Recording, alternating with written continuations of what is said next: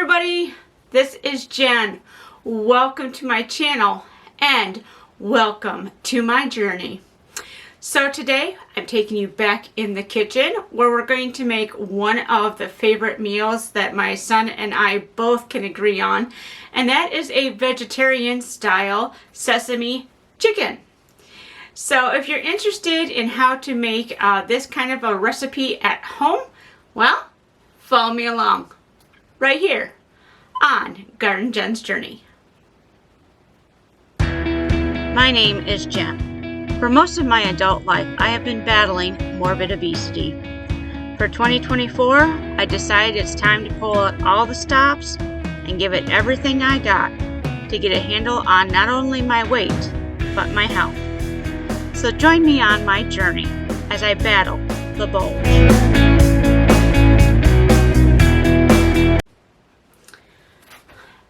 Alright, so sesame chicken is a typical Asian fare that you'll find at many Asian restaurants.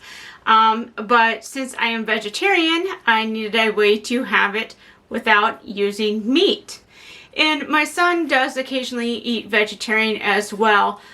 So being that I can make it this way and both please him and I, it's a definite win-win for this recipe. It's a very simple recipe. It comes together pretty quickly. The longest part is getting the rice cooked.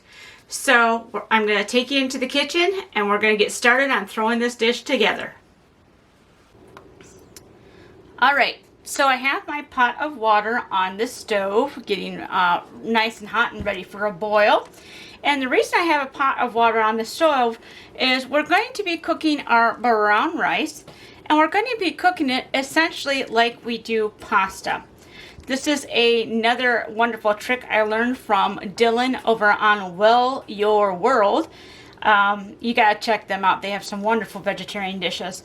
But anyways, we're going to cook brown rice like you would pasta. We're going to dump this into a pot of boiling water and let it boil for approximately 30 minutes. Now, because I have harder water here, I have to go almost 40 minutes for it to cook. And you want it definitely at al dente, if not just a little bit more tender. And then we will strain it just like you do pasta. And we'll put it back in the pot and cover it for 10 minutes and let it rest while we prepare the rest of our dish. So again, the longest item is this rice, but we'll get that going in just a minute. I want to show you the other items we are using in today's recipe. So another star ingredient is the soy curls. Now I buy these in bulk and Country Life has them. You can go to their website, Country Life Foods, I believe is what it is. I'll try to put the link in the description box. But I buy them in bulk because this is a 3-pound bag for about $22. You can get smaller bags on Amazon. I think they run like $7 for the smaller bags. But, you know, they're a wonderful way to get a chicken-like or even a meat-like, depending on what you're going for, substitute in dishes. It's a really wonderful product. And this is non-GMO, and all it has in it is soybeans that have been made into a string-like texture. So it's pretty good product there. Also, we're going to have vegetables in our dish. We're going to have carrots. We're going to have some onions. We're going to have garlic. And we're going to have some some broccoli. I have that in the freezer right now because it's kind of warm in the kitchen. I have a wood stove. So we have some frozen broccoli we're going to add to this dish. We also have our seasonings. I am using the Better Than Bouillon beef-like seasoning. This is the vegetarian kind. They actually just came out with this 4 to 6 months ago of the mock meat flavors. We have the beef and they also have a chicken, but these are both vegetarian. So we're going to use this to flavor our soy curls, and I'll show you that in just a minute. We also have sesame oil. Now, if you've been following me along, you know that I've been doing a low salt, sugar, and oil lifestyle. but this is the one thing that you definitely need oil for to get this flavor. Just the sesame seeds alone will not work. And we're not using sesame seeds today because I don't have any, but this does the trick. Also, we're going to be using pure maple syrup. Just a little bit will go a long ways with this dish, and I'll show you what I mean. And garlic, or excuse me, this is ginger powder. We already have our garlic. So we need just a little bit of ginger. It gives it a little bit of a kick and really sets the dish off. So I'm going to show you what we're going to do with our soy curls to get them ready while we're waiting for our water to boil. Okay, so in this bowl I have 3 cups of the soy curls. Now they are a dehydrated product, so we're going to have to rehydrate them before we use them in the recipe. So we have 3 cups of hot water here, and we're going to be using our bouillon. And I'm going to be adding basically 3 teaspoons of the paste to our water.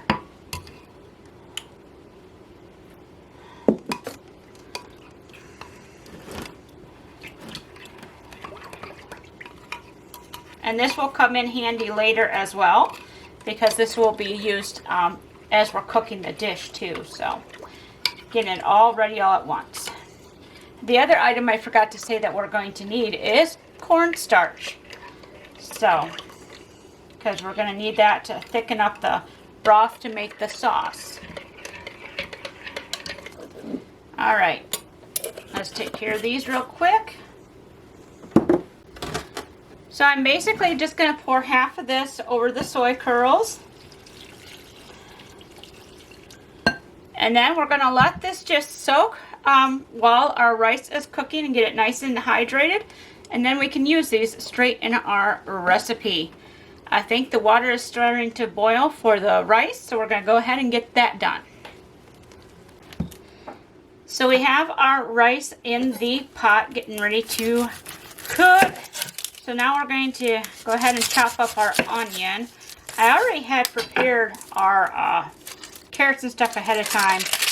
I try to do a prep in the beginning of the week to prepare some stuff that I use most often during the week. That helps get the task of prepping a meal out of the way.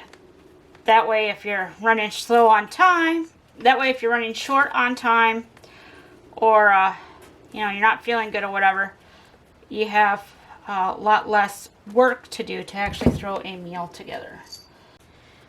Okay, so we're going to use about 1/4 of this large onion here, or it would be the equivalent of 1 small onion. You could use more if you wanted to, definitely. I think that would be excellent. But my son and I are both sensitive to onion, so I keep the onion amount on the low side.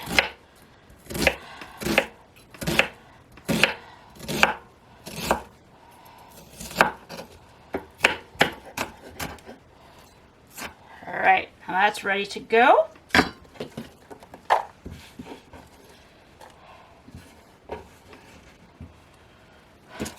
We're going to take our garlic and we're going to dice that up. We're not going to add it at the same time as the onion because I want to make sure that it does not burn. I have a tendency to accidentally burn my onion, but we will add it with the other vegetables once we really get the dish cooking.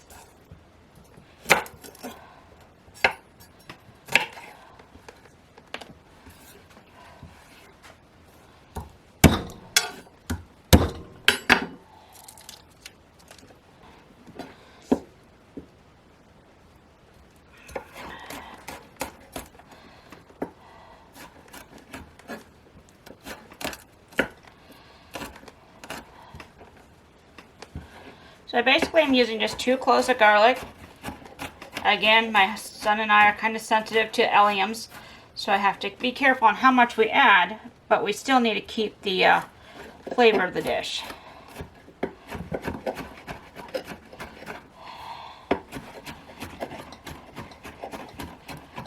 Dicing that up pretty fine because we don't want to bite into chunks of garlic, that's for sure. Alright. That is ready to go.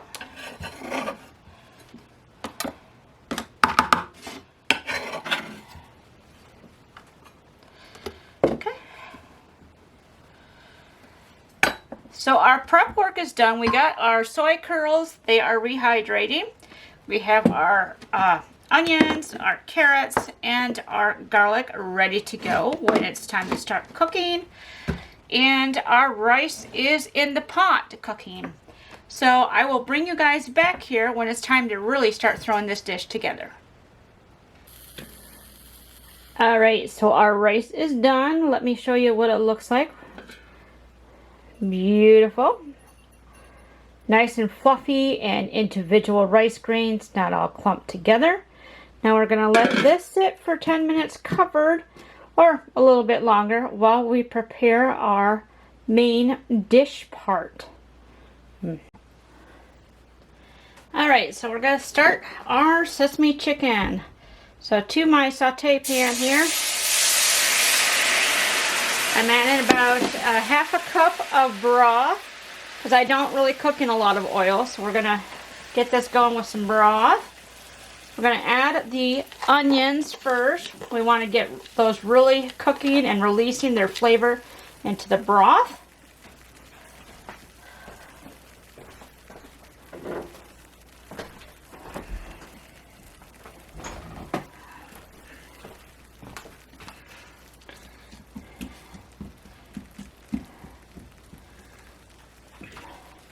And I have the temperature on medium-high heat right now. So we're just going to let that simmer for a bit, and then we'll come back and add a few more ingredients to this. Alright, so after letting our onions cook for about 3 to 4 minutes, we're going to go ahead and add our carrots in here and our garlic. There's enough broth in here and juices now that the garlic shouldn't burn, so I feel comfortable adding that. We're also going to add our seasoning, our sesame oil, and we're going to add about a tablespoon, maybe just a couple teaspoons. I didn't actually measure it, I just kind of go by eye, but a tablespoon at the most, because again, I don't want a lot of oil, but I do need that flavor that the sesame oil imparts to this. So we're going to go ahead and let this cook on down for about another 5 to 10 minutes. We want the carrots to really start breaking down and getting nice and tender. And then we'll add the rest of the ingredients to this. Alright, we're getting there. Our vegetables are cooking down nicely. Now we're going to add our other seasonings to this. Now that we're about there, I'm adding about 1/8 to 1/4 of a teaspoon of ground ginger. If you want to add a little bit more because you like the heat, go ahead, but I'm not going to do that. Then we're also going to add about 1.5 to 2 tablespoons of maple syrup. For some reason, you got to have the maple syrup. That helps with the sesame oil and the ginger. It really brings the dish together. So we're going to stir that up real quick here. And I did add some more broth. That's why I have some sitting on my stove here. We originally started out with, what was it, two cups? I don't remember at the moment. But anyways, that's what we originally started out with. And we do end up using it all. So now that our seasonings are mixed in, we're going to add our frozen broccoli florets. This is about 1.5 cups. And we're just going to add them in here. They really don't need to cook, but they need to steam a little bit. So we're going to let that do that in here. And then we will come back. We are almost done with this dish. It goes together pretty quickly. It's just waiting on the vegetables to cook. Alright, so we've been letting these vegetables steam and cook down. And they're nice and tender, ready to go. So we're going to add the rest of our broth in here. And then we are going to add about 1/4 cup of starch water. Now this is 1/2 cup of just regular water with 2 tablespoons of the cornstarch mixture. And we're only going to need about half of that, but it's kind of hard to mix a very small portion. So we're going to add about half of that in there. And we're going to Bring this up to a simmer, and it'll quickly turn into a nice thicker sauce. Then we'll dump in our soy curls, let that all get mixed in for just a few minutes, and we are done. Alright, so this has turned into a beautiful sauce-like consistency. Now we're going to add our soy curls in here. Gently mix this in. We don't want to burn ourselves. Now the soy curls basically just need to come to temperature with the rest of the dish here, because remember we did rehydrate them with hot water.